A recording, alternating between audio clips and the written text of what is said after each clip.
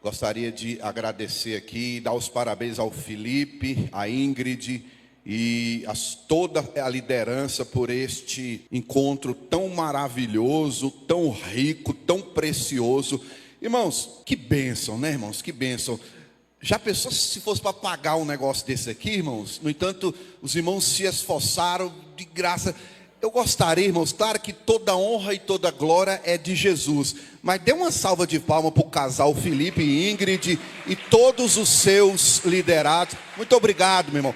Deus te abençoe, Felipe. Deus abençoe você e sua esposa e aqueles que ajudam vocês nesse evento tão maravilhoso, meu irmão. Que bênção. Graças a Deus. Irmãos, vamos trabalhar hoje, como eu disse naquela prévia lá da internet, falar um pouquinho sobre identidade. Abra sua Bíblia, por favor, no livro de 2 Samuel. Quem não tem Bíblia, não se preocupe, que ele vai jogar aqui no telão. 2 Samuel, capítulo 9, a partir do versículo 1 eu estarei lendo, e vocês vão me acompanhando aí. E disse Davi: há ainda alguém que ficasse da casa de Saul, para que lhe faça bem por amor de Jonatas? E havia um servo na casa de Saul, cujo nome era Ziba, e o chamaram que viesse a Davi. E disse-lhe o rei: és tu Ziba? E ele disse: servo teu. E disse o rei: não há ainda algum da casa de Saul para que use com ele de beneficência de Deus? Então disse Ziba ao rei: ainda há um filho de Jonatas, aleijado de ambos os pés. E disse-lhe o rei: onde está? E disse Ziba ao rei: eis que está em casa de Maquir, filho de Amiel, em Lodebar. Então mandou o rei Davi e o tomou da casa de Maquir, filho de Amiel, de Lodebar. E vindo Mefibosete, filho de Jonatas, o filho de Saul, a Davi, se prostrou com o rosto por terra e se inclinou e disse Davi: Mefibosete. E ele disse: eis aqui o teu servo. E disse-lhe Davi: não temas, porque de certo usarei contigo de beneficência por amor de Jonatas teu pai, e te restituirei todas as terras de Saul teu pai, e tu de contínuo comerás pão à minha mesa. Então se inclinou e disse: quem é teu servo para tu teres olhado para um cão morto tal como eu? Então chamou Davi a Ziba, moço de Saul, e disse-lhe: tudo o que pertencia a Saul e de toda a sua casa tenho dado ao filho de teu senhor. Trabalheis, pois, a terra, tu e teus filhos e teus servos, e recolherá os frutos, para que o filho de teu senhor tenha pão que coma. Mefibosete, filho de teu senhor, de contínuo comerá pão à minha mesa. E tinha Ziba 15 filhos e 20 servos. E disse Ziba ao rei: conforme a tudo quanto o meu senhor, o rei, manda a seu servo, assim fará teu servo. Porém Mefibosete comerá à minha mesa como um dos filhos do rei. Tinha Mefibosete um filho pequeno, cujo nome era Mica, e todos quantos moravam em casa de Ziba eram servos de Mefibosete. Morava, pois, Mefibosete em Jerusalém, porquanto de contínuo comia à mesa do rei, e era coxo de ambos os pés. ok? Estão aqui comigo? Vamos lá. Hoje é um culto diferente, né? Eu não tenho muito costume de estar pregando e olhando os irmãos com a mesa farta dessa. Estava até falando aqui para o Macedo que eu estou me segurando, porque como eu vou falar, eu não posso comer muito, mas daqui a pouco me aguarde aí. Irmãos, vamos falar um pouquinho da vida desse cidadão chamado Mefibosete. Todos nós conhecemos a história dele, né, irmãos? A história diz, a Bíblia diz que quando os filisteus atacaram Israel e naquela correria louca, quando chegou a notícia dizendo que o rei e os seus filhos eram mortos, a babá, a ama de Mefibosete, pegou Mefibosete criança, ele tinha, a Bíblia diz, 5 anos de idade, e saiu correndo com ele naquele alvoroço todo. E diz a Bíblia que nesse alvoroço, nessa corrida, ela por um descuido deixou o menino cair. Então, quando o menino Mefibosete cai, ele infelizmente passa a se tornar um menino aleijado. Ele quebra os 2 pés. Isso ele tinha apenas 5 anos de idade. E diz a Bíblia que eles fugiram para uma cidade chamada Lodebar. Por quê, irmãos? Porque Israel estava em guerra. E se o povo inimigo encontrasse alguém da família do rei, com certeza iria matar. E quem era Mefibosete? Mefibosete era nada mais, nada menos do que o neto do rei Saul. Trazendo para os nossos dias, é como se Estados Unidos e Rússia estivessem em guerra. De repente a Rússia invadisse os Estados Unidos, jogasse bomba atômica, e aí os filhos de Donald Trump com os seus filhos morressem, e o neto de Donald Trump tivesse que fugir. E nessa fuga, por um acidente, quebrava os seus pés e ele se tornaria uma pessoa aleijada. Ou seja, o neto de Donald Trump, aleijado, com 5 anos de idade, teve que se mudar para uma cidade chamada Lodebar, trazendo para os dias de hoje, para facilitar o nosso raciocínio. Lodebar, irmãos, era conhecida como uma cidade de pobreza, uma cidade de vergonha, uma cidade de humilhação, uma cidade pobre.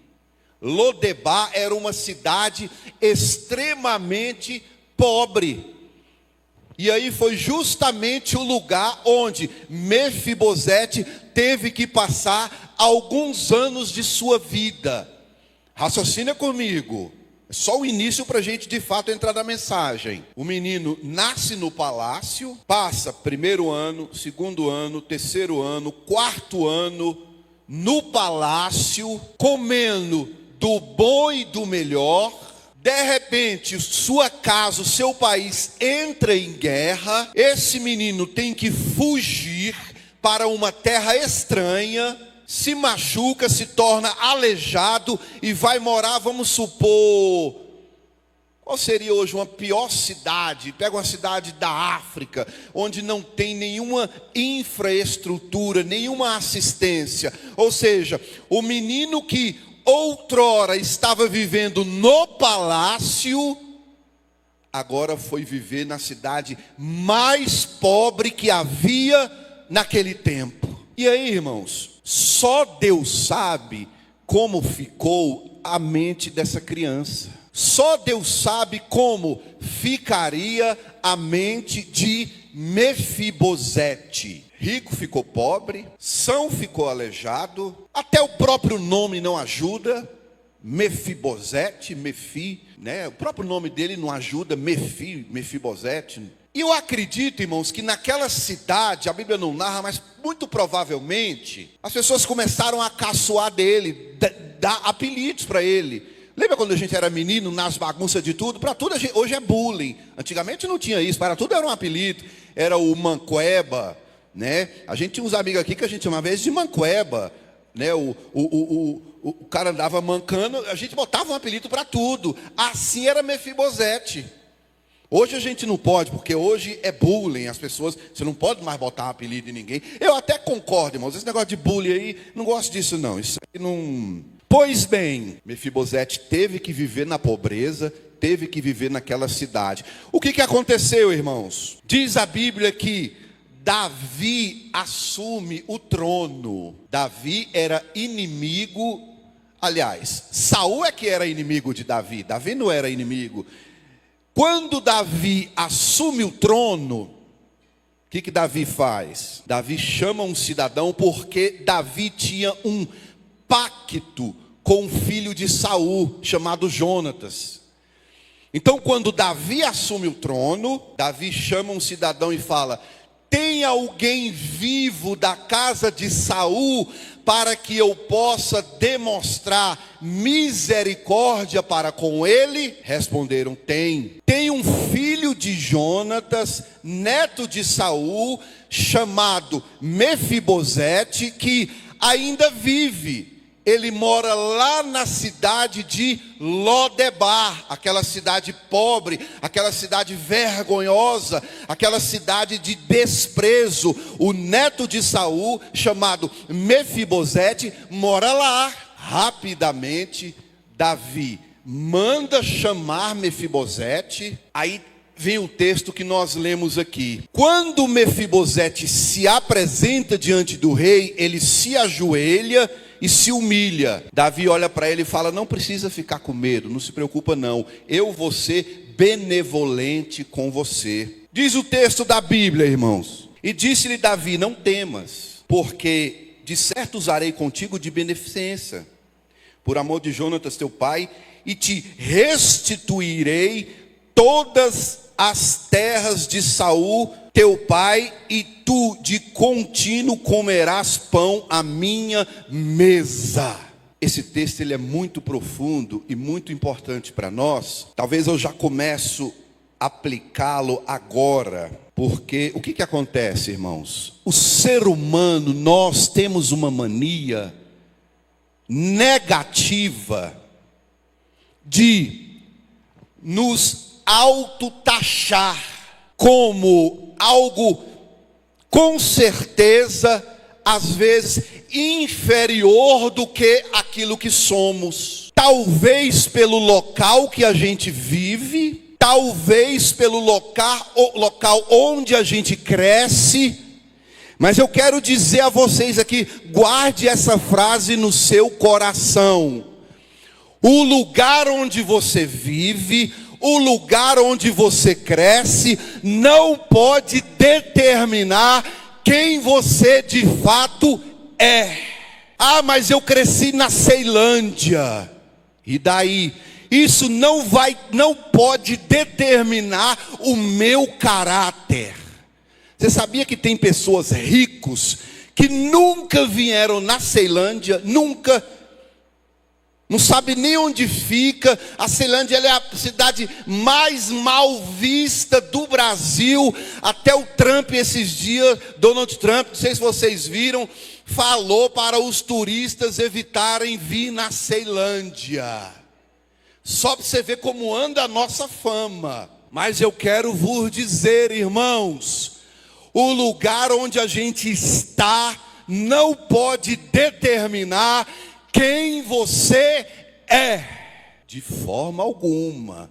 Muito pelo contrário, quando Deus restaura a nossa sorte, a gente pode estar morando em Lodebar, a pior cidade do mundo, porém a bênção do Senhor será conosco. Será com você, será com a sua casa, será com a sua família. Não importa o ambiente, o que importa é o brilho do Espírito Santo dentro do teu coração. Então o primeiro passo, irmãos, é que nós temos a mania de nos diminuir.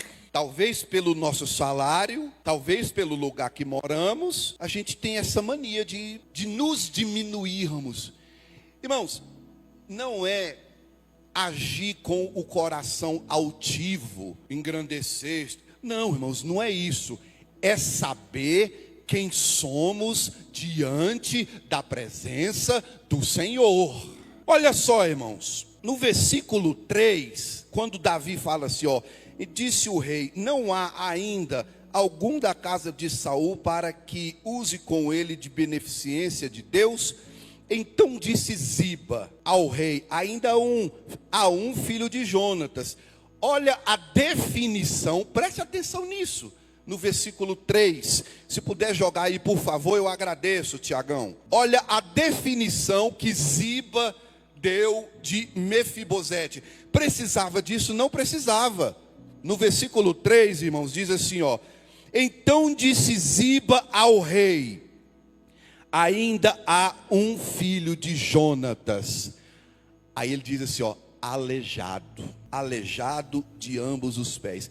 Precisava dessa definição? Olha lá, irmãos. Ainda há um filho de Jonatas, aleijado de ambos os pés. Agora, veja comigo aqui, irmãos, essa expressão aleijado de ambos os pés, na mente de quem está sofrendo, isso chega como uma bala, como uma bazuca, porque o menino estava sofrendo, o menino era neto do rei, mas estava em uma cidade abandonada, pobre, e lá ele era chamado de quê? O aleijado de ambos os pés. Às vezes as pessoas nos veem dessa forma. Tem o fulano lá. Quem é o fulano lá? O seu ninguém. Esse dia eu estava ali na escola e falaram de um amigo que está trabalhando em outra escola ali, e ele está passando por uns problemas e tal, com bebida. Era para até ter convidado ele para vir aqui, e colocaram um apelido nele de Mulambo, Zé Mulambo. Não é de Deus não isso, de miséria, de mulambo. Então às vezes as pessoas querem nos taxar de alguns nomes, algumas formas que realmente não tem nada a ver com a gente. Porque como eu já disse aqui, irmãos, não é o lugar, não é o seu salário, não é isso que não nos define. E você peça para que Deus blinde o seu coração de forma que, por mais que as pessoas tentam te taxar por algum nome, por algum apelido, por algum bullying, algo negativo, não receba isso. Repreenda em nome de Jesus Cristo. Por quê? Porque você é uma bênção de Deus. Tem alguém aqui da casa de Saul? Tem o aleijado lá, o aleijado. Tem o perneta, o ceguinho, o caolho, o narigudo, o orelha de abanar churrasco, o magricelo, o escova, o palito, o não sei mais o que. Esses são os nomes que as pessoas querem taxar uns aos outros para negativá-los. Não, irmãos, aqui só tem pessoas de Deus, aqui só tem pessoas abençoadas, aqui só tem pessoas bonitas, aqui só tem pessoas saradas, aqui só tem pessoas cultas, aqui só tem pessoas que... É bonito olhar para vocês daqui, irmãos, olha que ambiente bonito, que ambiente maravilhoso. Eu quero estar aí com vocês para comer um pouco, porque vocês são bênçãos do Senhor. Pois bem, as pessoas querem nos taxar. Sabe quem é que vai me taxar? Sabe quem é que vai te taxar? Daqui a pouco nós vamos ver aqui. Deus. As pessoas te vê de forma negativa. Talvez pouquíssimas pessoas, seu pai, sua mãe, alguns parentes ali, te vê com olhos bons, positivos. Mas muitas pessoas, infelizmente, às vezes não nos querem ver com os olhos positivos. Primeiro ponto, como as pessoas nos veem, não importa. O que importa é como Deus nos vê. Ok? Entenderam o primeiro ponto? Maravilha. Vamos para o segundo ponto. Olha que importante isso aqui, irmãos. Como nós nos vemos. Qual é a autoimagem que você tem de você mesmo? Qual é a avaliação que você faz de você? Uma coisa é os outros olhando para nós e nos taxando. Agora é você olhando para você. Como é que você se vê? Olha Mefibosete, como ele se via. O tanto que isso é sério, irmãos. Lá no versículo 8, diz aí, coloca aí por favor, eu vou ler com vocês aqui. Então o versículo 7, por favor, o anterior. Isso.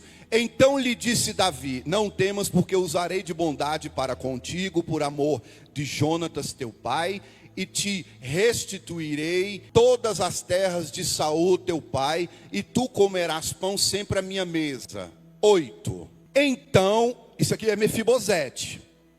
Então se inclinou e disse: quem é teu servo para teres olhado para um cão morto tal como eu? Entenderam a autoimagem que Mefibosete tinha de si? Os dias, os anos que eles passaram, irmãos, muito embora Mefibosete fosse neto do rei, os anos que ele passou em Lodebar foi o suficiente para corromper a sua mente, a sua autoimagem, de forma que, quando o rei manda chamar, ele se ajoelha e se humilha. O rei fala que vai abençoar ele. O que ele diz? Senhor, quem sou eu para que o Senhor tenha misericórdia de mim?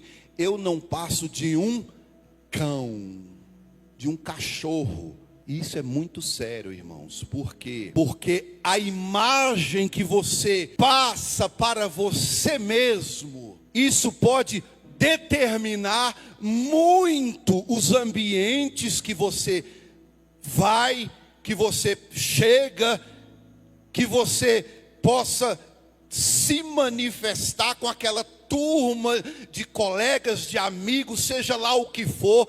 A sua imagem, a sua autovisão de si mesmo é muito séria, irmãos. Mas como eu disse no início e vou repetir, o ambiente não determina quem você é, a menos que você tenha uma autoimagem extremamente negativa de você. Ah, mas eu sou pobre.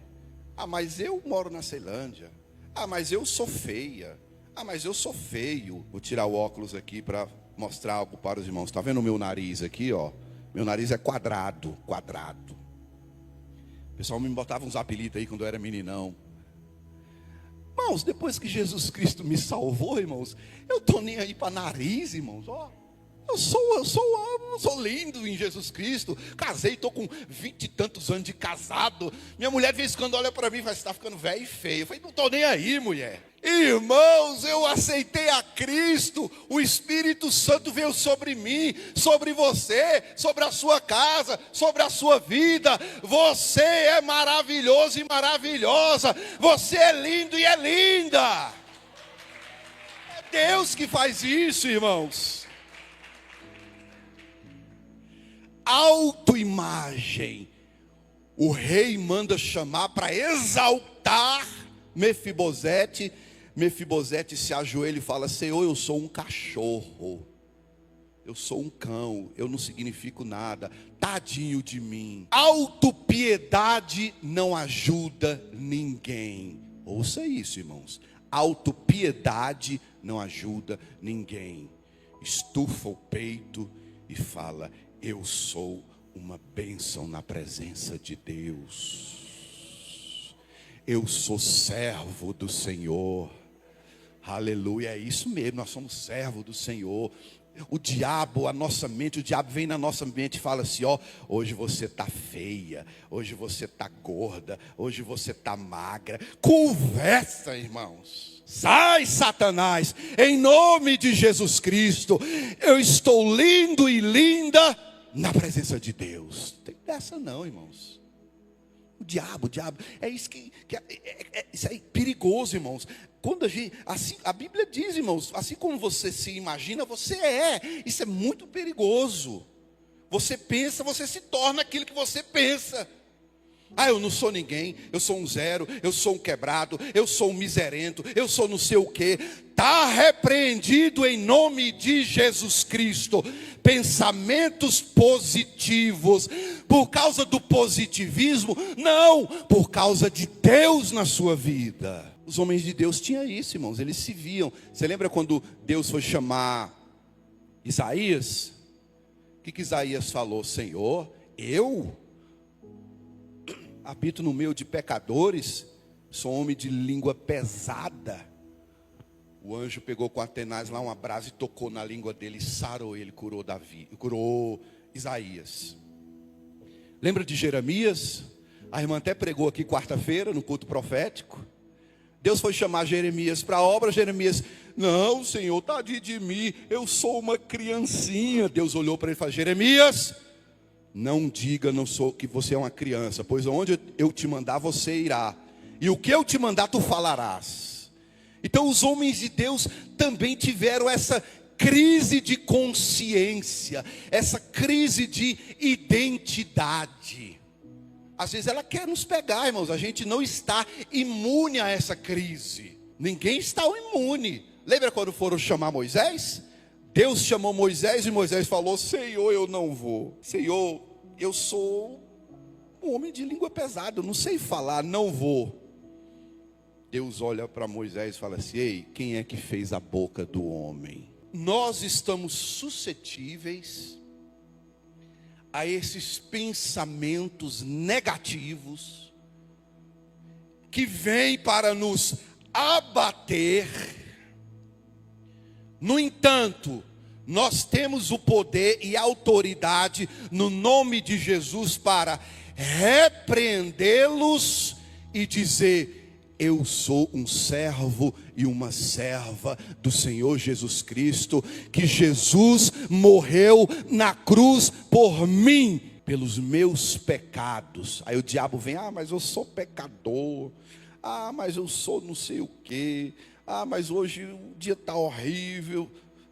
Claro que a gente passa por dias horríveis e difíceis, mas possamos levantar a cabeça, erguer o peito, os ombros e dizer: hoje eu vou vencer em nome de Jesus Cristo. O diabo quer me derrubar, mas ele está repreendido em nome de Jesus Cristo. Você é uma bênção do Senhor. Então, irmãos, primeira visão: como as pessoas te veem, não importa. Segundo, como você se vê, também não importa. Agora vamos ao importante: como que Deus te vê. É isso que importa, irmãos. O resto é besteira. Isso é maravilhoso, irmãos. Em muitas pregações minhas, eu gosto de citar esse texto, porque é um processo, irmãos. Na vida de Mefibosete foi assim. Com 5 anos ele foi para a miséria, aleijado, acabado, destruído. A Bíblia não narra exatamente quanto tempo Mefibosete passou na miséria. O que a Bíblia narra é o seguinte, irmãos, que quando ele se tornou aleijado e foi morar em Lodebar, começou a miséria dele, o tempo ruim, ele tinha 5 anos. Quando Davi o chamou, a Bíblia diz que ele tinha um filho. Então a gente deduz aí que a idade dele, vamos supor que ele teve esse filho com 18 anos. Eles tinham filhos novos, né? 17 anos. Então, de 5 a 17, dá quanto aí você que é bom de matemática? 12, é isso? Vamos supor, a Bíblia não narra que ele passou ali de 10 a 15 anos vivendo na miséria. Aleijado, falta de alimentação, pobreza, tudo que não presta, tudo de ruim. Além do mais, o povo caçoando dele, olha o aleijado, olha. Vamos supor que ele passou ali uns 10, 15 anos. A Bíblia não diz, não sei. Porém, irmãos, tudo tem um tempo na vida do ser humano, até quando Deus resolve entrar em cena na nossa vida. Tudo tem um tempo estabelecido, irmãos. Quando Davi chama Mefibosete para restaurar e tirar ele daquela miséria, Davi estabelece 3 promessas na vida de Mefibosete, que tipologicamente a gente pode fazer essa jogada de que Deus tirando a alma da miséria, Deus tirando nossa vida do calabouço para nos restaurar e nos dar de volta tudo aquilo que o diabo nos roubou. Eu acredito que todos aqui tiveram um tempo de miséria, tiveram um tempo de luta, tiveram um tempo de dificuldade, tiveram um tempo na terra da pobreza. Quando fala pobreza, irmãos, não é só financeira, é pobreza de mente, pobreza espiritual, pobreza intelectual e também pobreza financeira. Então, todos nós acredito que tivemos este momento até que Cristo chegou em nossas vidas e nos restaurou das trevas. Eu fui restaurado há 30 e poucos anos atrás. Quero voltar para o mundo? Deus me livre. Abra sua Bíblia no livro de 1 Pedro. Isso aqui é quando Deus chega na sua vida. Olha o que Deus fez com você. Preste atenção, igreja. 1 Pedro, por favor, quem está aí com o telão aí, por gentileza. 1 Pedro, capítulo 2. Opa, já está aí, maravilha. Eu gosto muito desse texto, irmãos. Isso aqui é a restauração de Deus da minha casa, da sua família, dos seus parentes, dos seus filhos, dos seus netos. É isso que Deus faz quando você crê no poder de Jesus Cristo. Olha que maravilha, irmãos, esse texto aqui, ó. 1 Pedro capítulo 2, versículo 9. Olha o que ele fala. Falando para nós, falando para a igreja. Vós, porém, vocês aí, nós, sois raça eleita. Está dizendo aí que eu, você, nós somos um povo eleito. Um povo que foi escolhido. Sacerdócio real. Nação santa. Agora olha isso, irmãos, olha que maravilha. Lembrando do nosso contexto para a gente não se perder. O contexto é o contexto de Mefibosete, da miséria. Porém, Davi chamou e começou a exaltar Mefibosete. Mefibosete tinha uma autoimagem de que ele era um cachorro, de que ele era um nada. Aí Deus vem aqui. Essa é a visão de Deus sobre nós. Isso aqui é a forma que Deus me vê, é a forma que Deus te vê. Coloque aí, por favor. Nação santa. Agora olha isso, irmãos. Povo de propriedade exclusiva. Desculpa, irmão, desculpa. Eu ia perguntar de quem está ali, ó. Exclusiva de quem?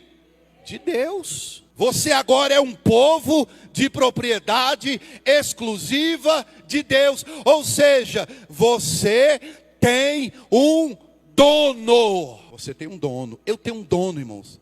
Você acha que alguém pode chegar em mim, na minha casa, o diabo, e acabar com tudo? Só se Deus permitir, como foi no caso de Jó. Só se Deus permitir. Caso contrário, você acha que o diabo pode chegar na sua vida e acabar com a sua vida, te destruir tudo? De jeito nenhum. Você é propriedade exclusiva de Deus. Quantos aqui já aceitou a Jesus Cristo como Salvador? Você pertence a Jesus. Povo de propriedade exclusiva de Deus. Não é mais o aleijado, não é mais o pobrezinho, não é mais o manqueba, não é mais o magrelo, não é mais o pobreta, não é mais o não sei o que, não. Agora você é povo de Deus. Bote isso na sua mente. Nunca mais o diabo vai denegrir a sua imagem. Ah, mas eu sou feia. Ah, mas eu sou feio. Ah, mas eu sou magro. E daí? Eu sou propriedade de Deus. Deus me comprou. Bate no peito e diz, ó, eu fui comprado pelo sangue de Jesus Cristo. Aleluia. Dê uma salva de palmas para Jesus.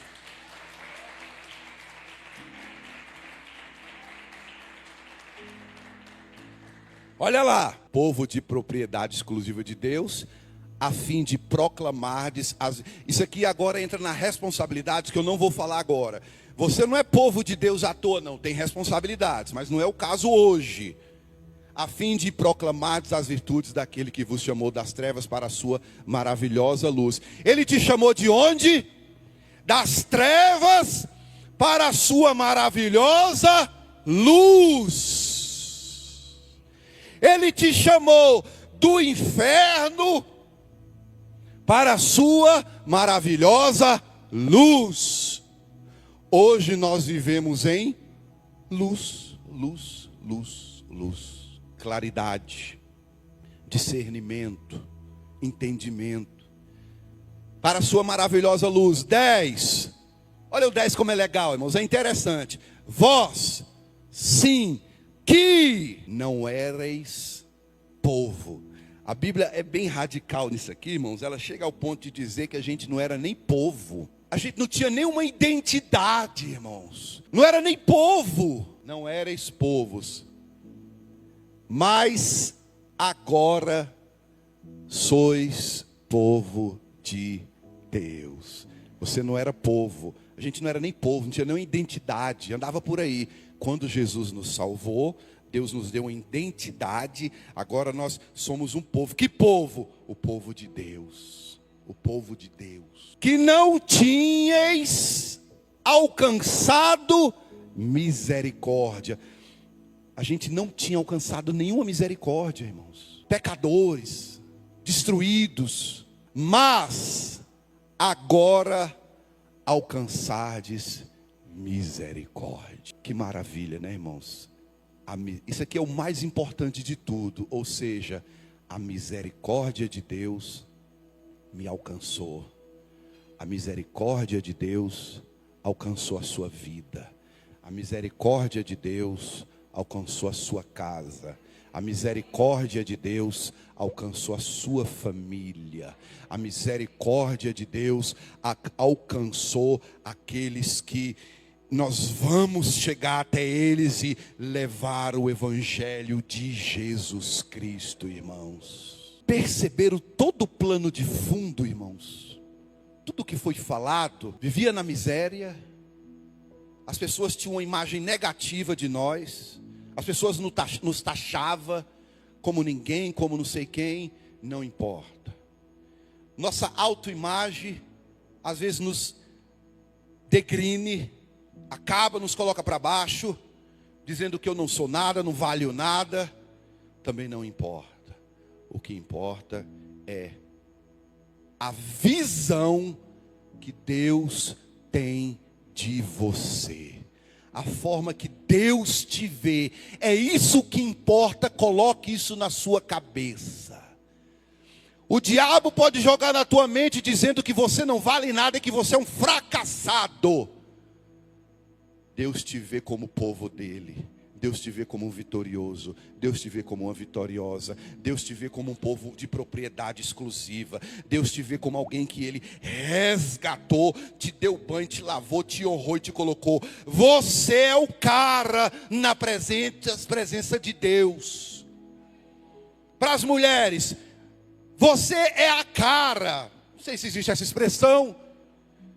Você é a cara na presença de Deus. Você é o cara na presença de Deus. É isso que importa, irmãos. Não importa o que as pessoas falam, nem o que o diabo diz. O que importa é o que Deus diz de nós. Aleluia. Olha o que Davi, olha o que Deus faz, irmãos, para restaurar a vida do cidadão. Volta lá para 2 Samuel, por favor. Meu querido Felipe e Ingrid, muito obrigado por essa riquíssima oportunidade. É sempre bom pregar a palavra de Deus, é sempre bom falar da Bíblia. Isso é uma maravilha, irmãos. Fico muito feliz. Olha no versículo, a partir do versículo 7 de 2 Samuel, a partir do versículo 7. 3 pontos importantes na hora da exaltação que não podemos esquecer jamais. Olha só, irmãos. Para quem anda nas trevas, para quem está na miséria, se você encontrar alguma pessoa, se você for aconselhar alguma pessoa que esteja passando por dificuldades, você vai profetizar esses 3 pontos na vida dessa pessoa. Porque é isso que Deus faz quando Deus quer resgatar uma vida da pobreza, do inferno, das drogas, da macumba, seja lá de onde for.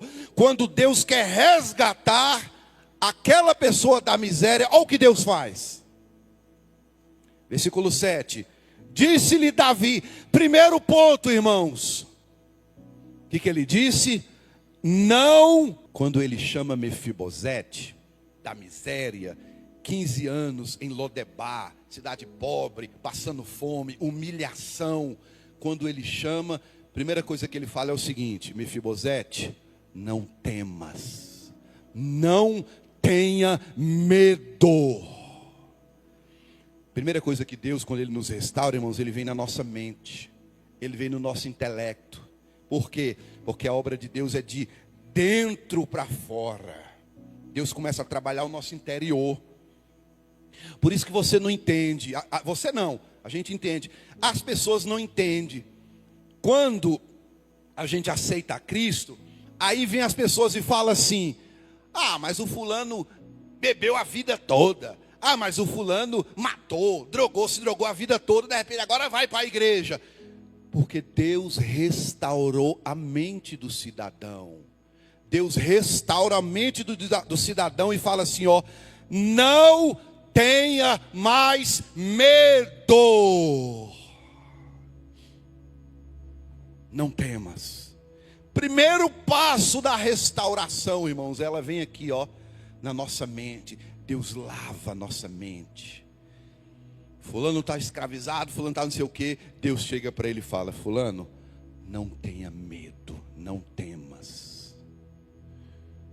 Se você estiver passando por uma luta, por uma dificuldade, por um problema, por uma questão muito íntima sua, da sua casa, da sua família, seja nas finanças, seja no pessoal, seja no social, seja lá onde for, Deus diz: não tenha medo. Levante a cabeça, postura, porque Deus é contigo. Aleluia. Essa é uma mensagem que eu profetizo para todos vocês e para mim, para minha casa, para minha família, para sua casa, para sua família, para todos. Não temas. Primeiro ponto. Segundo ponto, olha a restauração de Deus, irmãos. Ele diz assim, ó: não temas, de certo usarei contigo de beneficência por amor de Jonas teu pai. Segunda, e te restituirei. Não temas, porque está contigo por amor de Jonas teu pai, e te restituirei. Primeiro, não temas. Segundo, te restituirei. Se prepare, irmãos. Tudo aquilo que o diabo roubou em sua vida, Deus vai te restituir. Todo tempo de Lodebar, de miséria, de humilhação, de vergonha, de dor, de tristeza, de choro, de angústia, vai ficar para trás, porque Deus vai te restituir. Toma posse, irmãos, dessa restituição de Deus para a sua vida, para a sua casa, para a sua família. Todos os dias, irmãos, eu chegar na minha casa, eu vou tomar posse. Não posso admitir que o diabo roube nada mais da minha casa e da minha família. Ele está repreendido em nome do Senhor Jesus Cristo. Você já ouviu muita coisa hoje, tudo extremamente importante, porém grave em teu coração, igreja do Senhor. No momento da restauração, Deus diz: não temas, não tenha medo. Depois Ele diz: eu vou te restituir, eu vou te devolver aquilo que o diabo te roubou, eu vou te restituir. Terceiro, mais importante, inclusive quando o Felipe e a Ingrid me falaram dessa mesa posta, eu falei: meu Deus do céu, não é possível. Não é possível que o Senhor esteja fazendo algo dessa dimensão para conosco. Não é coincidência, a gente não combinou nada. Eles chegaram e pediram: Marta, dá a palavra lá no dia. O Felipe chegou, foi: beleza, Felipe, vou falar sobre Mefibosete, acabou e pronto. De repente eles começaram a falar dessa mesa aqui, eu nem sabia, Deus já tinha me dado a mensagem, ó. Eu falei: meu Deus do céu, que mesa maravilhosa. Primeiro, não temas. Segundo, te restituirei. Terceiro, olha o que diz a Bíblia, irmãos. Te restituirei todas as terras de Saul, teu pai. Terceira, e tu comerás pão sempre à minha mesa. É isso que Deus faz, irmãos. Deus, quando nos restaura, já falei do medo e da restituição.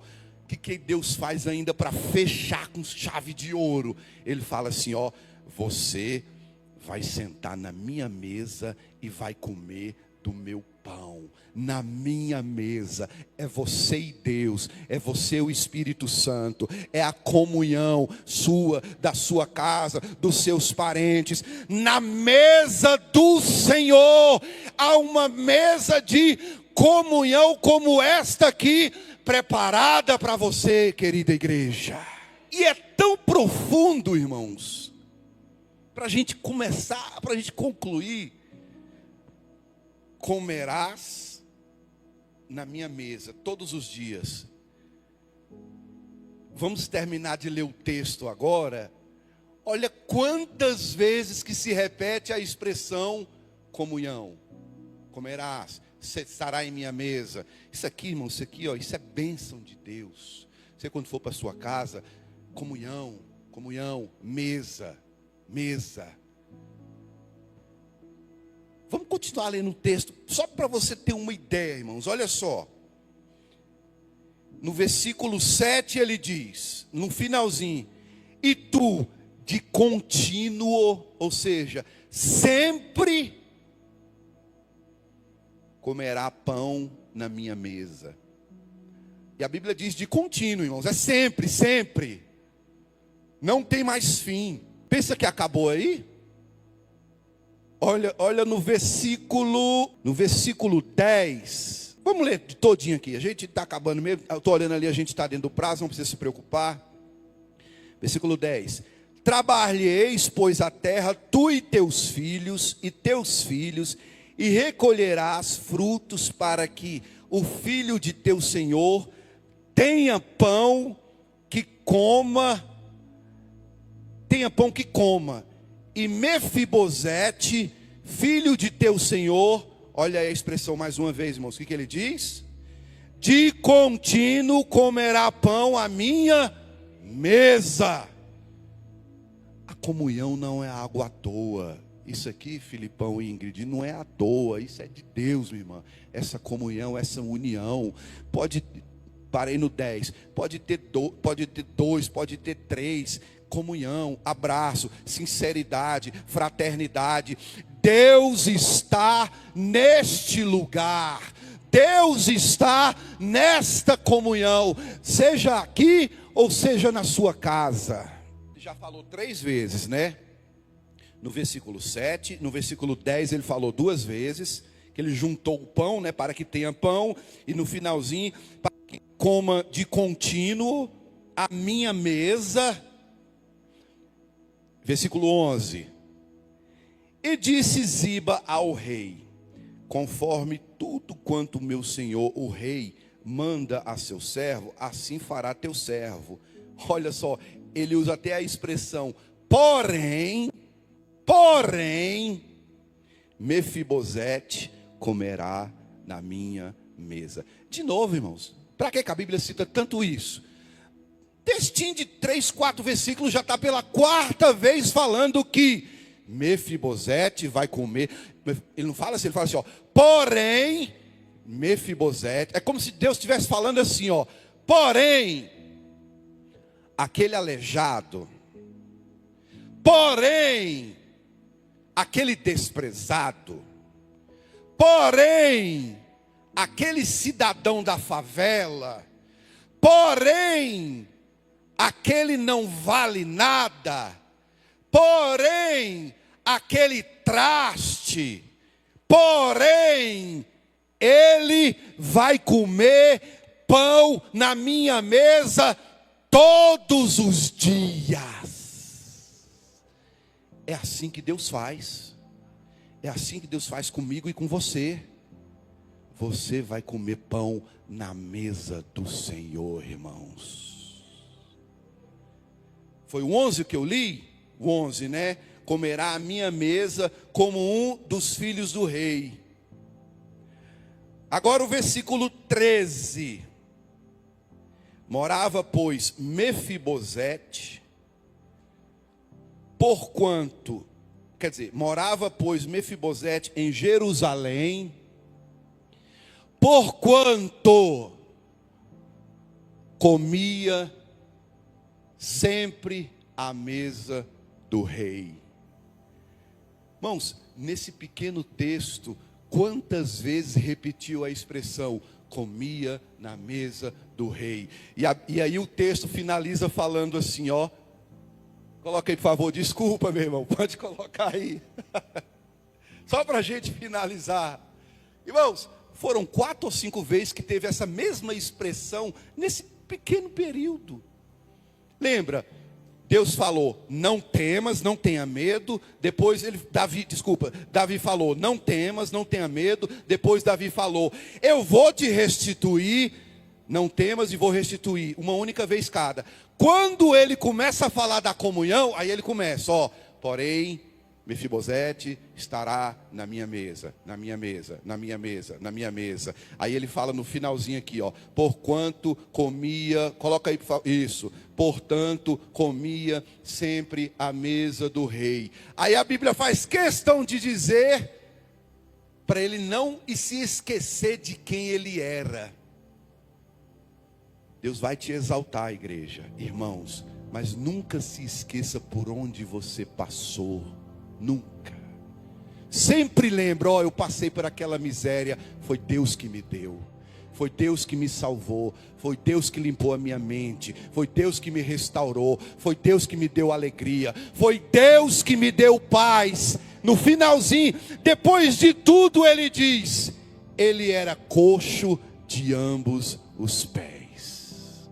E aqui a gente fecha em nome de Jesus Cristo. Jamais, quando Deus te restaurar, quando Deus te abençoar, quando Deus te exaltar, nunca esqueça das suas origens. Não é para voltar não, é só para você lembrar que foi Deus que me deu. Foi Deus que me deu, foi Deus quem nos deu.